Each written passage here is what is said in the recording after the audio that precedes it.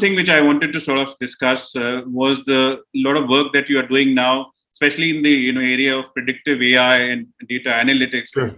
You've done you've done work around how could if somebody's selling off a large catalog, how you could upsell and cross sell products and stuff like that, and that's very helpful from for a lot of industrial products companies, manufacturers and stuff like that. So could you sort of elaborate on that? Yeah, I mean, the old system was sales guys would have the book, and they're, the typical is, imagine you've got 1,000-page catalog. Most salespeople know 100 pages at the most, and even that is a lot. Right. So they go out and they sell what they're comfortable with, and many of them make a great living, and it's good for them, but not necessarily for the company.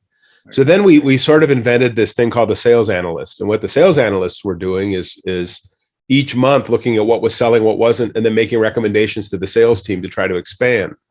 Well, with an AI, and again, AI is so many different things to so many different people. We're going to talk about it specifically to predictive modeling. So imagine you go to a home improvement store.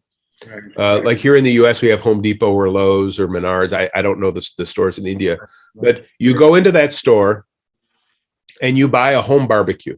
Right. Okay. Right. So they say, oh, he bought a barbecue. Well, the old model was you'd go onto their website and they know who you are and you bought a barbecue. They start selling you more barbecues. Right. And you go as a consumer, I already have one. I'm going to use it for 5 years. Right. I'm not interested. So then they got clever and they said, well, if you bought a barbecue, maybe he needs a spatula, maybe he needs a cover. Right. Maybe she needs coal for the different things that are related to it. Right. Now, with an AI system, what they could do instead is to compare everything that you've ever purchased against who you are, or they could look at your location and otherwise, so that they can create a persona for you.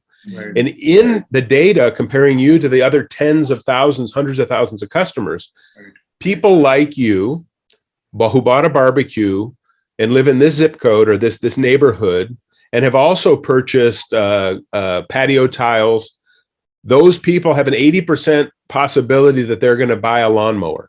Right. Or and you can look at that past data comparing people so that the predictions and the items suggested are completely out of left field. So now let's take it to an industrial distributor.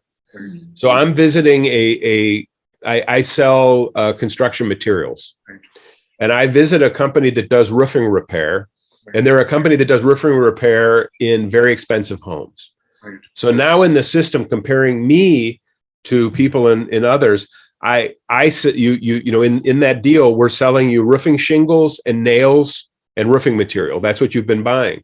Well, the predictive model will look at other people who do roof repairs in expensive neighborhoods and recognize many of them have purchased racks for their truck to carry ladders.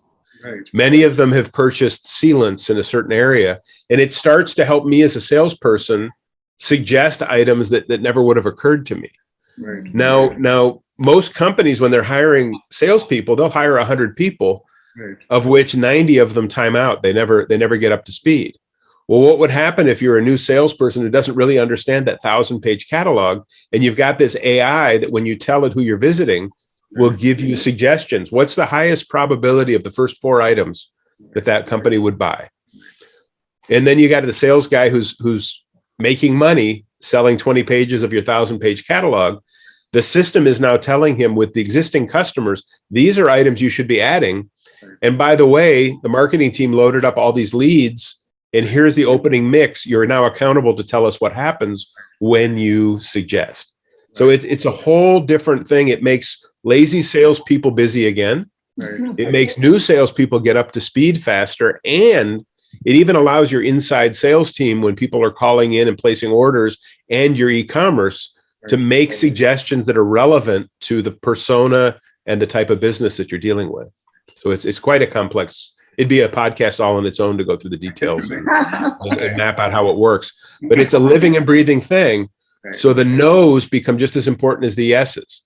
The suggestion is going out to 100 salespeople today that this is a product that people are predicting. And in that 100, the first 10 go no, it will adjust that probability and maybe put a different product up higher. to increase the performance.